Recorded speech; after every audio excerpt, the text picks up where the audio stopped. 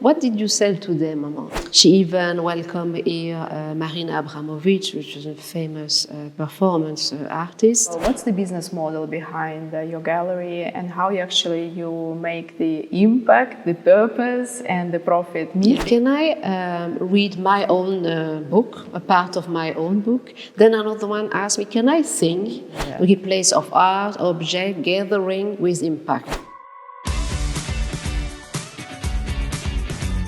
Hello, and welcome to the new episode of the podcast When Art Meets Leadership. I'm Alina. I'm an executive coach. I'm also a people and culture consultant, and I'm passionate about art. In my podcast, I talk with galleries, with artists, with photographers, with musicians about the art of business and the business of art. We talk what it takes to be profitable in the creative business, but we also discuss what businesses can learn about innovation and creativity from the artists. And today I'm meeting Catherine Lebrun, the curator behind the Subtile Gallery.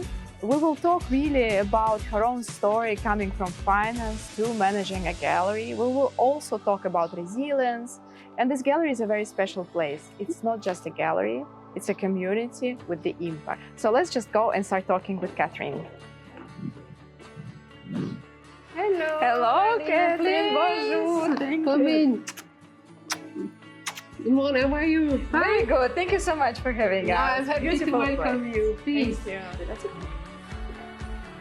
Hello, Catherine. Thank you so much for inviting us to your beautiful gallery and having this time with me and with the listeners of When Art Meets Leadership. Thank you. Thank you as well to give me this opportunity to discuss with you.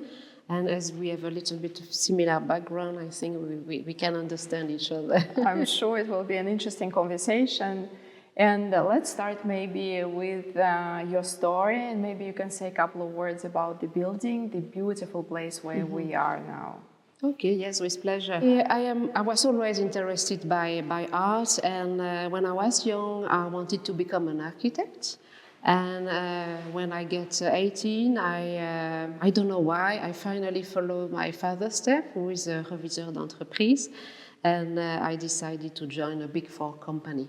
But just that you know, my grandfather is a photographer in Belgium, and he has even some of his photography and his material in a very nice photography museum in Charleroi. You should go and visit if you love photography. And he was quite known in next to Charleroi. And I even have here a client who knows my grandfather because she used to come to pick up some photo in his shop. Amazing. Yeah, which is really nice. And another part of it, I would say, is that my grandmother, his wife, she was very delicate with her finger, and she was sewing very well, making her own clothes. And she was famous even in the city for a window of the shop. Everybody coming through it was always coming and saying, wow, that's beautiful, how you arrange the window to attract the client. And I think both of these sides bring me something a bit into the art and design world, I would say. I even with my grandfather used to follow, to go to some courses in art, like drawing, painting. And after, I've always tried to do with my hand, like ceramics, to create, you know, like lampshades. I always wanted to do something with my hand, but to be honest, I'm not patient at all. And then when I just to continue of the story, after 18 years in finance, you know, you get 40. And many things happen in your life when you got 40, and you just wonder what could be my second life. And it was COVID, and I had the time to think. You know, when you work like you in finance, we are always in the train, and we have never the time to think what corresponds to what I like the most, you know. And at that time, I had this chance, like many people find their way in another way. And I had this big map on my table, and I said, this is what I want to do. This is my concept, what I imagine, what I want to do with, I love vintage, like vintage furniture, what I can have. I love to organize events. And I had this big road map, if you want. And I had this idea maybe to open something, to try another life. And by chance, at that time, I was already starting a few fairs, vintage fair.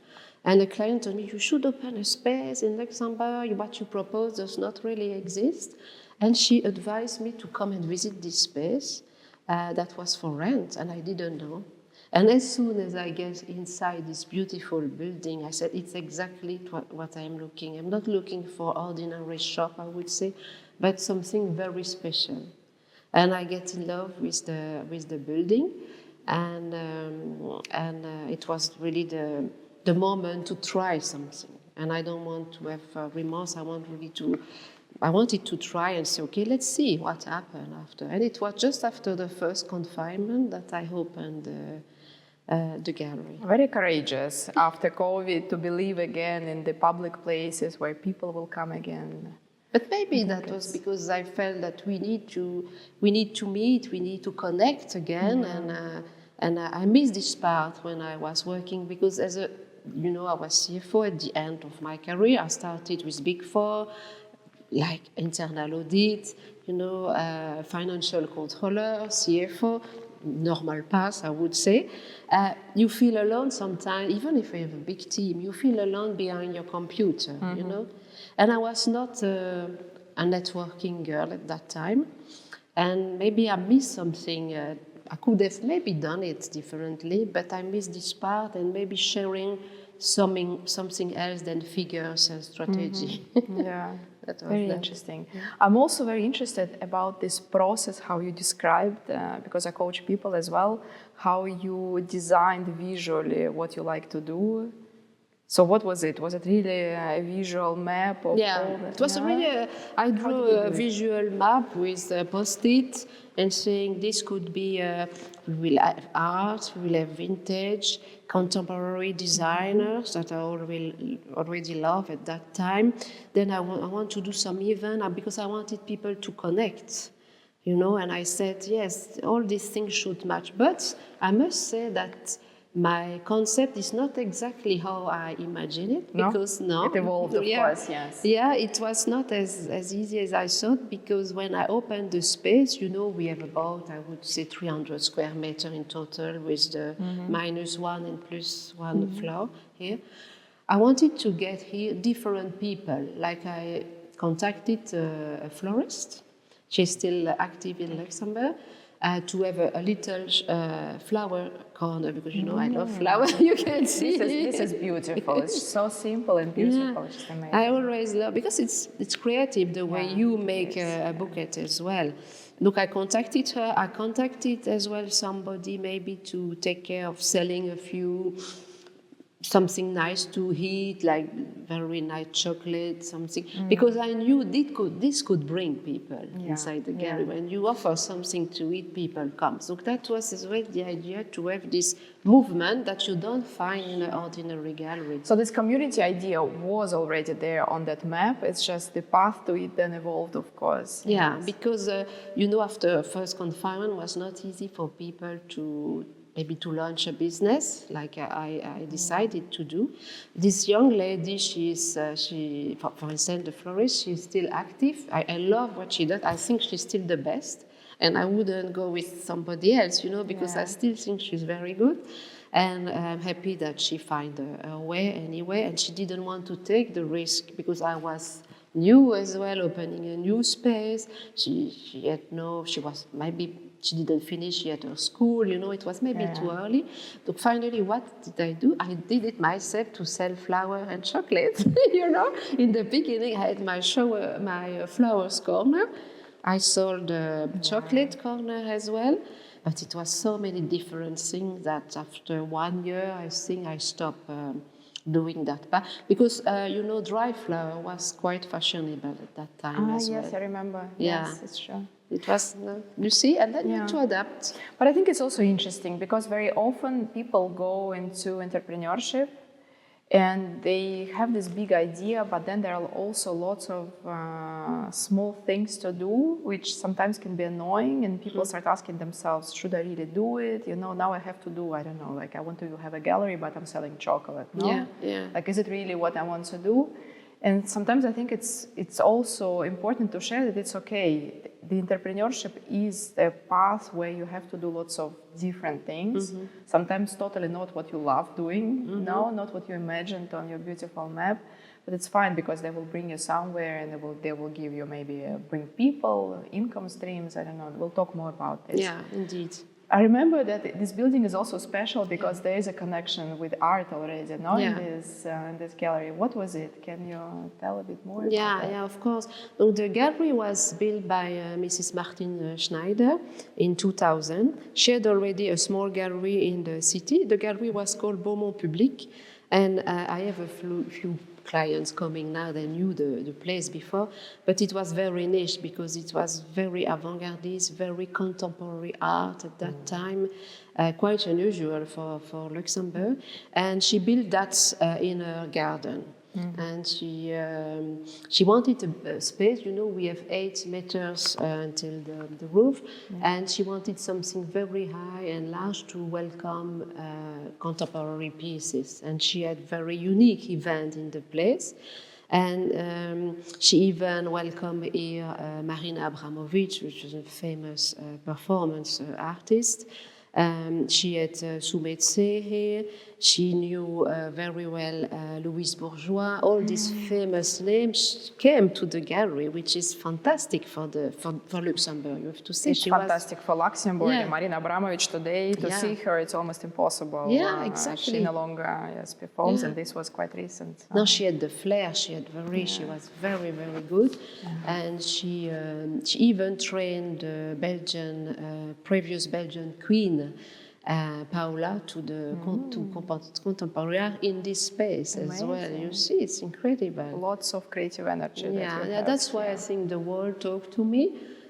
Even if I am not in the same level, to be honest, I want to stay humble with that, of course, but that's the energy behind that. And she loved when I wanted to get the space, I didn't get it. The space was given to another gallerist. He was just here this morning by chance, we still are good contact, because he wanted to take the space, and finally he refused. So she called me after to say, it's for you. So I was so happy. But she is very happy because she sees a lot of movement into the gallery, because I do events, and she wanted not to feel alone, now she's alone, to feel that something is happening in her gallery, and to continue, because she was very innovative in a way. She had art, and the way I see gallery is quite, I think, innovative as well. Look, I think she did detect some analogy between us. Yeah. For sure, and she keeps an eye on what you are doing. Yeah, she always knows. She read my newsletter. Yeah, definitely a special energy here. That's for sure. You can feel very creative once you enter into the space. So, how would you define your gallery, Subtile Gallery, today? Because I know you are not aiming to having just a gallery. We just talked briefly about community. But also it's very different from typical gallery where you would have walls, art that you want to sell. And of course you have to be commercial.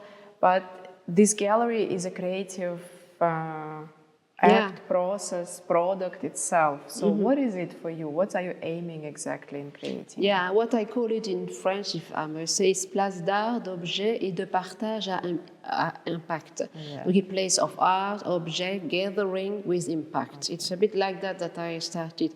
And I think here it's, if you could say it's an aesthetic, because of course any object is placed and with colors matching or form matching, there's always these things that I like to respect. There is an ethic as well, because I have a lot of vintage, and I still believe that we have fantastic quality objects from the past that I want us to keep in our house, even antiques. There are some antiques that are really beautiful, And I would like young people to keep that and not to buy only Maison du Monde or IKEA, but to combine, of course, with those kind of things. And gathering, because I think that, of course, as you said, we have all a part of, I think everybody has a part of creativity in us. And if somebody can be inspired by coming here and to share with somebody else, it could be already a good success for me. And I remember when I did the last art dinner, because I try to do it once a year, and next one would be in June. I remember that I took a few books here on the table, and I asked people among the guests to read part of the book.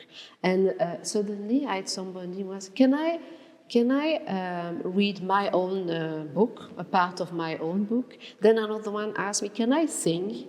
And people, they came here to say, okay, I want to do. They have this, of course, if you come here, you have already, I think, you are already open to art and creativity, but it make it even bigger, maybe, when you come here. And it was really nice to see that it worked the way I was thinking about it. I saw it often with kids. One kid starts playing the instrument, and then everyone in the party wants to perform something. Yeah. But it's like really waking up this child inside the people, the creativity. It's like when you laugh. If somebody laughs next to it, it's exactly the same effect. Always, so this creativity is really something inside that just needs to ways to let it go out. Very interesting. No, that's the idea of the place as well. It's not just to watch, it's to participate in something. But maybe as we are in a design and art place, Alina, I might explain a bit the background I decided to put here, because only in that space you have 4 different designers, or I would say artisans, as we said. Donc we have already Marion Delaporte, who made this beautiful candela, which are made of, she's architect, donc are made of material she used as an architect, like plaster and copper. Then we have the actual exhibition with those 2 ceramics. One is from Luxembourg, Beatrice Petovic, she works more porcelain. And we have this artist from Paris, where you see a bit more visceral, more organic approach with an influence from Africa. And I wanted as well to talk about this chimney, because it's a concept of the gallery to think the chimney, the old chimney, in a different way, and to bring more a contemporary part, which is handmade by a ceramist from Belgium, from Cathy, on which we try to think about organic approach of the chimney, and as well, like, could be fire, could be any element, organic element that bring a different design to the chimney. And what is your creative and innovative process? Because companies talk a lot about innovation, and here you can clearly see that you've done something that didn't exist in Luxembourg. It's very special. What's your process? How do you come to the idea of how you want to place the objects? And I know you're very strict with the artists as well. You have your clear ideas. What's your process? Yeah, I try to follow really, to select what I like, what I could say in my own house. For sure, everything you see here could be in my house. I'm not going to take something I don't like, honestly. I believe most of the galleries, when they select the artists, I think they follow the same principle, I believe, so I don't know. But I'm open as well to anything. I work in a fintech company for 18 years. And I would say that I'm open to technology, like digital art. For me, something I want to be interested in, to know about it, to talk about it, and as well to have my own opinion about it. If you are not getting interest in something, you cannot develop your opinion. And I was the first gallery in 21, I think, to have this NFT exhibition. I know I will not get money from there. It was difficult to sell at that time because the artists, I had 4 artists, they were local artists. You had already to have a big community because NFT was built on really community to get some money out of that. But I didn't care. Sometimes I don't care because it's interesting for me. It's interesting for the artist to get visibility and knowledge about a subject. We had last November as well a digital artist during the art week. It was very interesting to understand his process, and I think it's a new path, you know. I'm very open to digital art because it can give fantastic result when you see those installations. With I was in Milano last week in the old palazzo. Okay. You had an artist with this fantastic television inside and movement created by intelligent artificial. I believe it's very, very. And I like the contrast of things. You know, when I visit a city, I'm always looking for contrasts. Like you go to Berlin, you have this contrast between art, you have this the story behind the city, ancient and new, like I propose here. It's always what I'm looking. In Brussels, you have a lot of that. You have Art Deco and Art Nouveau building, but you have many new buildings as well, which are now considered again. When I was young, it was ugly, this building from the 70s, and now it's a it's cycle anyway. It's cycle. It's like the living part of the city that accepts. Indeed. And it's it's this process that I like to have this contrast. And sometimes I feel that okay, I have this artist in mind. I'm not going to exhibit him now. I'm looking for maybe a collective exhibition with somebody else. Often a duo. I like to do duo. And that they can talk to each other. Yes. And some of them, they are still in contact, you know, and they continue their path together as well, because the good matching, I think I find a good matching. So through connecting people, you create also an innovative process for them as well. Because, you know, art, it's a lot of gathering, a lot of encounters, and something that brings you to the next step, to the next idea. You need this connection to enlarge your vision. So it's individual, but then it has to be collective, and then you go back to your individual to produce again. To produce, of course. No, it's very, very important, this connection, I think. And for the selection of objects as well, because now I'm going to have an exhibition, like to give you an example, in June with very art painting and sculpture, very colorful for the summer because I try to adapt to the season. And I found this lady in Belgium who is creating furniture, unique furniture, because she will do only one color by item. Donc, and I said, maybe you could come at that time because it could be very nice with the exhibition. Donc, I try as well to adapt design and art and to make a proposition that when people will come, they will discover these both worlds together. And if you think about, again, this innovative process, what the companies, I don't know, like fintech companies or Big Four or any other industries, what they can learn from what you are experiencing now here managing the gallery? I would say that I had the chance because, where I worked before, he was the owner and the founder of the company was really, really into art. Can we name? That was Knijp company. Very known for the open, still, before the business was sold, very known for the open office art visits. And I still remember I came a couple of times and it was amazing to see the art in the... maybe we met. In the office, maybe we met. Yes. We didn't know. It was a long time ago, but for sure we crossed there because I went a few times and it was really beautiful to see. He was it was the initiator of the private art Kirchberg. At that time we were in Kirchberg, and we moved to Bertrange where we had the office.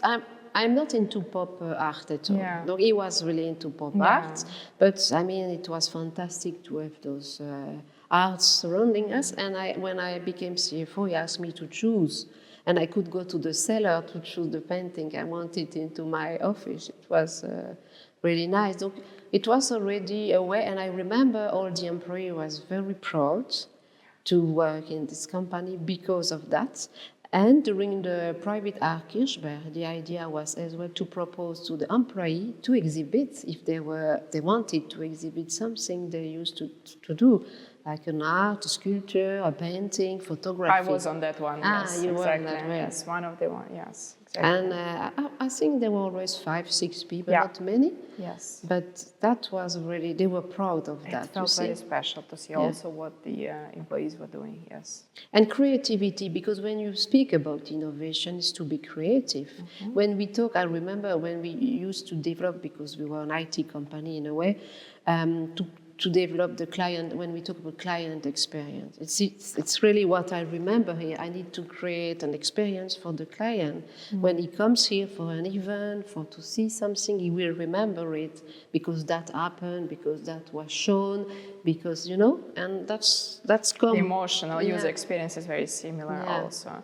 And what about this individual collective also work? So the company that is doing something inside, but has to be somehow connected to what the society and others are doing. How do you say that? No, of course, they need to stay. They need to stay connected. I had as well maybe here. I remember when I opened the idea to propose people to come and work here. Because I think. What I miss when I work, it was always to be in the same environment. When you're always in the same room, same environment, same people, you lose your creativity, you lose the way of innovating, of thinking differently. Look, I think, and I experienced that because we had a subsidiary in Paris, and I remember we used to have our meeting in Nice Palace Hotel. And it's so, I think I found an emulation of ideas when you go into those space. And I would say it could be nice if those companies are open to say, okay, let's have a meeting by walking. Let's get a meeting maybe in this place, our gallery. Let's go in this cafe. And I think it could bring a different way of thinking than always to be in the same walls. Huh? There is research now that actually if you put innovation teams, those that really have to create something that doesn't exist in a space which is not in the office and which is full of all other sorts of creative objects, let's say in a gallery like yours, that the mind becomes more agile and more ideas are coming. And I watched a webinar with INSEAD that was really describing this. They made a research, an article. So there is a research about how you should actually do it. Yeah, and there's definitely a connection between creativity and having the space that is allowing you actually to do it. Yeah, I'm not surprised. And even it should start from school. We discussed it, I think, already. When I see my children, they are in a local school, they never get out of the school. Yeah. I try to invite them here, or they can go in Roton, they have nice, to the museum. There are so many places where they could go because the offering is there, but they stay in school because they have a program to follow. I don't understand that, because for me, learning is getting out of your comfort zone. Yeah, for sure, yes. My son is very lucky. They even have the nature-based learning, and they sometimes have days of full learning, but outside in the forest. Yeah. And it's best experience. He really comes re-energized. And you see him differently, I'm sure, after the school. Yes, yeah. No, for sure, we should really work on that, and hopefully it'll come, because with this kind of space, it's as well the idea to maybe to bring a little culture to people. They are maybe not in their daily life, they are not facing that every day. So that's as well this idea we can hope. Having it more accessible, available, not thinking that you can just pass by and enter and enjoy it. And speaking about then the parallel, what's the business model behind your gallery, and how you make the impact, the purpose, and the profit meet, because that's your work and you have a family. Yeah. And the rent and everything else. Yeah, the rent, I've always paid my rent. I'm always proud of that. That's the minimum. No, I wanted, it's not easy. I would say I don't earn like I used to earn, to be honest, and I want it to be clear. But you never know when you do a business like that, a commerce, I would say, you cannot make projection. It's very difficult to make projection month by month. I would like forecast. I used to do many every month forecasting for the months after. Look, I have, of course, an idea where I stand always, but it's not easy. When I did my famous map, I had always different revenue streams. I knew we couldn't be only art, and if I would have only arts, I would have closed already the gallery for sure. Donc, after 5 years, I'm happy that this consideration was thoroughly thought about. Then I have, of course, but I would say that the repartition of the revenue I was thinking between arts, vintage, contemporary design, events, and then I had before, remember, flowers, and that's about exactly how I imagine the repartition. Donc, it's aligned to that. Of course, I'm not at the level I want to be, not yet, but I see an improvement since last year. Donc, it's already a good thing. You don't know who is coming, who will come, but sometimes you get a call, somebody is coming and they need something very interesting to help them with. And sometimes it's architect. I try to have a very good connection with architects. I think it's important as well. And they propose to clients to start with a piece of art and to go around. So they come and see me. They know what I propose, which are a bit niche. And they asked me to help them with this support, which is good. And then clients are happy. Then they might ask something else, and it's a trust that you build. And I would say that the people who comes are faithful. Because I propose a service. When I go to visit a client, I never charge. I'm not this kind of girl. Maybe it's not good, but then I think they appreciate the fact that I spend time with them, I listen to them, and there is a service. If something is not going well because of furniture, something, I follow with them. I'm always present, and that's important. That's what if they buy online. That's not what they get. If they come here, they will get this attention, the consideration for what they are, what they like, and I can help them with. That's very interesting, and that's, I think, where your MBA and financial education background helpful, because then you can really not just have this very nice idea, but also say, how can I make it profitable? What are the streams of income, right? Mm-hmm. Yeah. What can I do in each stream so that they complement each other, allowing you to do what you like, but also bringing the value to the gallery itself. Yes, and I think it's very important to know that you have this service as well of providing your expertise on design to the clients and working with the architects. I actually didn't know this, and I think that's also very interesting. It's not just the gallery. So you do the exhibitions, you have your vintage place, which is there from what I understand, and you curate what you get there, but also you work with the architects to bring design to people's houses. Yes. No, I think it's important to work together, because curation is a large part of my time as well. To find those vases there, to find this table, it was to contact it's handmade, to contact the designer and to establish a relationship and see what is going, and maybe to bring him to think a bit differently when he will, because then I give him back the market reaction, and then I know next time he will do something a bit different, and it's really a collaboration. There's always a relationship, no? Yeah, always. You collaborate with the architects, and it's a long-term relationship, and then you invest in it, but it's somehow it probably pays back. You do the same with the artists. You connect artists and then go and do something together. There's also, you connect with the people, you bring people here. It doesn't matter if you are in art, or you understand nothing as you think, and you just want to enjoy. It's really this human person in the center of what you do, the customer. Yeah, it's what we need today. It's connection. It's with all our screen, we know we are not really. We need to be concentrated on something is difficult, but when you meet people, at least you have something physical as well. that you feel the body language is something very important. And every meeting creates something new. I always think each time I meet someone, there's always something coming out. Maybe not immediately. I'm not talking about commercial. It's just or an idea, or another connection, or something, or information. There's always something. Like you never waste the time that you... No, I'm sure, because I didn't experiment the confinement and the COVID, but I guess you saw the difference when you had to work at home and when you get back at the office where we share, I met this one. If you would not sit next to these people, you would never know, you met this one, he said that, maybe that's an idea, I could go further. Of course, yes. It's nice to have a bit of freedom and be able to work from home, and the days are different. But always working from home, I think we miss a huge part of what we are wired for, actually, as humans, right? Yes. No, for sure. No, it's part of the gallery, the essence of the gallery. And what's your personal leadership journey? So you were coming from managing a team.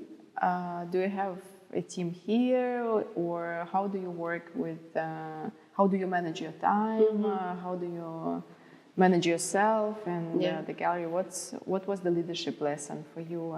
I think I would. I used to have 50 people behind me when I used to work. Actually. It was really, really nice. We were always good people, very good relationship. I had never any problem. But of course, it is to manage human.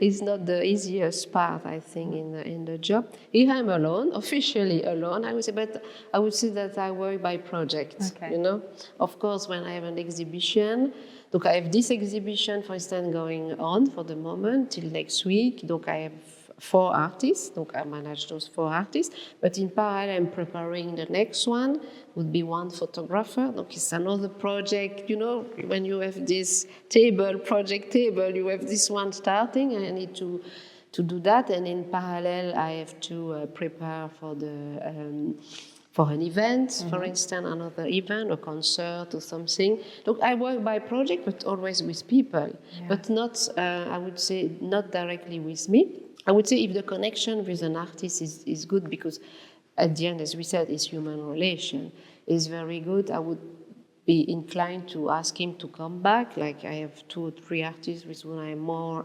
connected, and I would like them to come back more often. There are other, we had a good connection, but they have their own life, their own approach, and I respect that. I know that in most of the time the galleries invest time and money in artists. I do the same, but for a short time, not a long term, because I like to be free, because I'm very eclectic in the way I am, and I like to experiment new things, and I want them to be free as well, not to feel that they are stuck with me. It's freedom. It's a totally different approach compared to many galleries and curators. So you don't. It's but a long-term relationship, but a free one. It's a free one. If they want to come back, we are open. Of course, the courage was good, and I think we feel maybe better in this way. It's not a contractual relation in a way. Of course, there is a contract, but it's not for the long term. Like maybe we should do in marriage is maybe to renew, to say, okay, I'm going to continue because I feel okay, or no, I didn't work perfectly. Let's stay like that. And I think that's important as well. I also have a feeling that you're very organized and you bring your financial discipline into I'm not. You would because see. already by the way you speak about the project. No, that's not. At different what you go. I'm organized. I think I know in my mind what I have to do and or to go into that direction, but don't go and visit the room there because it's a cow. I was meaning more mental, so even the way you were saying there's this project, I know when it ends, when it starts, and I think it's also some creative people keep learning that they have to be organized and serious about what they do. It comes in all the... But I think it comes from my 20 years in 18 years in finance, and being an internal auditor, we have a program, and No, I guess it's somewhere there, but the fact that I have to arrange a room here to make something a bit out of this discipline is good for me. Yes. Yeah. Okay. And what were the trade-offs? Because I know you had a very safe role with the salary coming every month. Yes. What were the trade-offs in changing for becoming a curator? And also, what is the source of your own resilience in that? The trade-off. You know, when I opened the gallery, my children were, George was 5 and Jean was 8. They were still little as well. It was all many different things. I got separated as well, everything at the same time. But maybe I always say that was the moment to do it. And of course, I am not going on holidays as I used to go. You know, I have to do some choices as well. But I always say it's for a good thing. Like for my children, I think, and the father agree with that as well.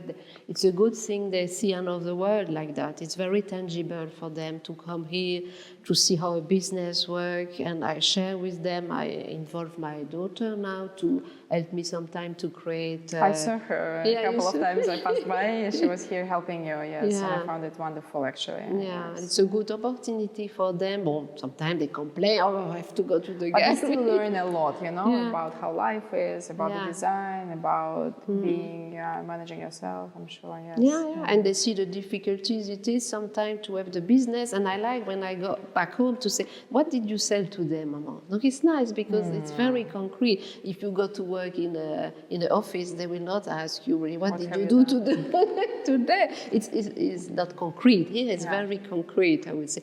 So I think for me it's a positive point that I bring to my children as well. And of course, we have to make, we cannot afford things that I used to afford before, but that's okay. I mean, you got so many other joy that's great. What's the source of this joy? And again, where you take the energy and resilience to keep going, and how do you say it to yourself? Because I think it's very important what you're saying. Yeah. Sometimes people think you can have it all. But it's not always the case, and you have to make choices, yes, and be happy with your choices. What is that about? Yeah, I think that every time people come into the gallery, they always say, I feel at home here. Like I have always many compliments. Look, that's of course they don't buy, unfortunately, each time they come. But to have a compliment that they understand is very unique. It's we feel well in your place. For me, it's already an achievement, I would say. And of course, I have always in mind to go further and to increase my revenue. It's always, now I'm trying this year, I want to be international. I want to get out of Luxembourg because it's a very small market. And I was selected for Collectible Design Brussels, which is one of the most beautiful design fair. And I was very happy with this. That was the first step, I would say, out of Luxembourg. Look, I want to continue into that tendency. And now I have the possibility as well to have a little space in Brussels. Now you see, step by step. Some growth, step by step. You have to go. I'm always very impatient, as I said. I want things to go fast, but you have to accept that some time.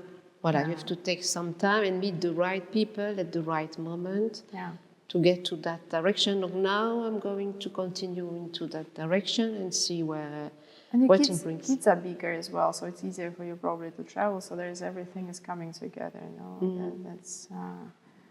So the future for you will be really going international, scaling, having other places.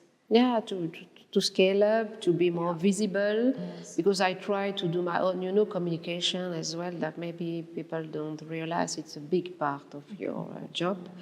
The social network, even sometimes it's frustrating to be always on the social, but you have to be on the social network today. And when you don't see your community growing, sometimes you are frustrated. And when you see people from the same job as you that managed to have 30,000, I don't know, followers. It's really frustrating, but that doesn't mean that they are better. But it's the quality that matters, not the quantity. That's the quality. But it's important to invest time in communication. It takes a lot of and to go abroad. I think bring you the quality people to be visible as well. And as I want to meet people, it's not. I as well. When I started, should I spend money more maybe on the platform and to sell online only, or could be I could have closed maybe the gallery and continue online, but I would not be happy because the idea is to meet people. I always prefer to have a physical space where I could meet people and exchange with them and see how they react to what I propose. For sure, it wouldn't be the same, and this whole community idea would be very different if you would do it just online. No. Should have less costs, fixed costs, but going back to streams. Yeah, and it's difficult to go away from this building specifically because it brings so much with this little garden. The difference. Of course, I'm not in the city center, but it was part of it of the subtle model, I would say. You're still not far away, and it's very easy to get here. Yes, it's more about knowing that there is this place. And I've participated in different events in your. I was at the 5 o'clock tea that Flor was organizing with you.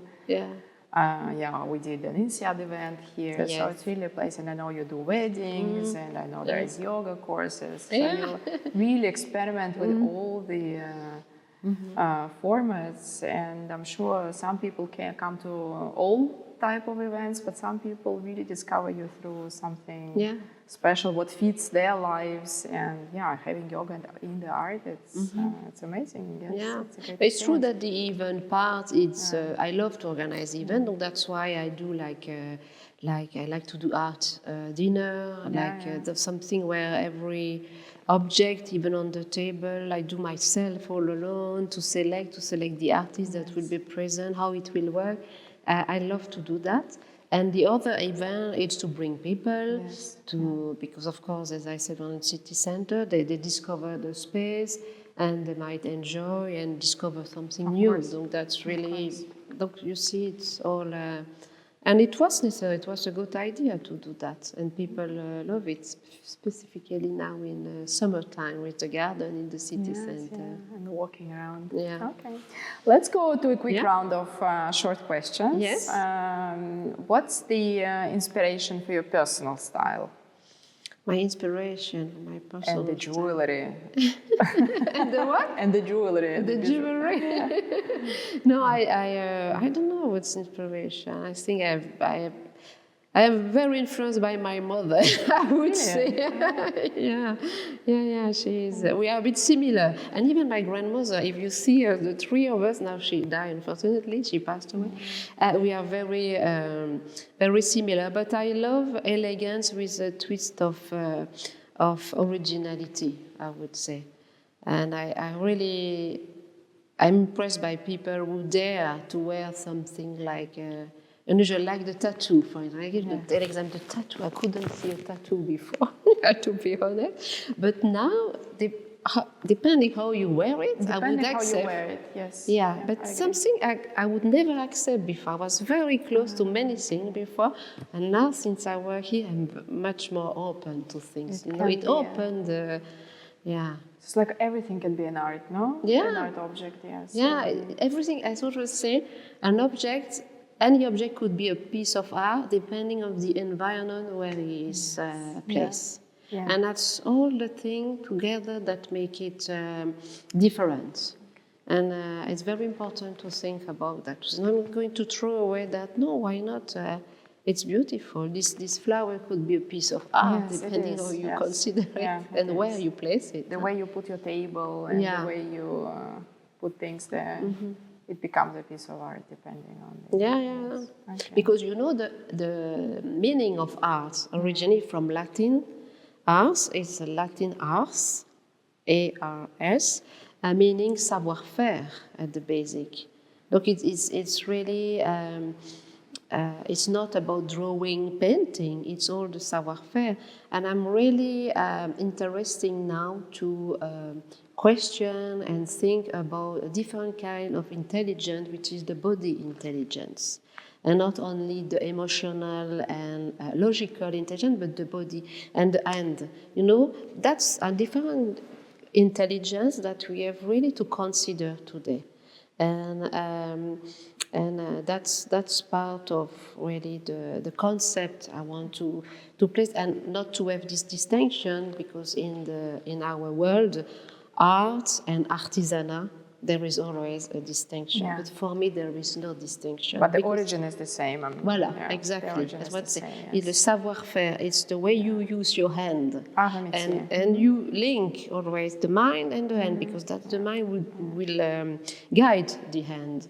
And both of them are using the same principle. But sometimes the hand does without the mind, even when you play the instrument. Mm-hmm. If you are gifted. Yeah, but for example, I'm learning the guitar. My guitar teacher sometimes tells me, you think too much. Just let it go, just play.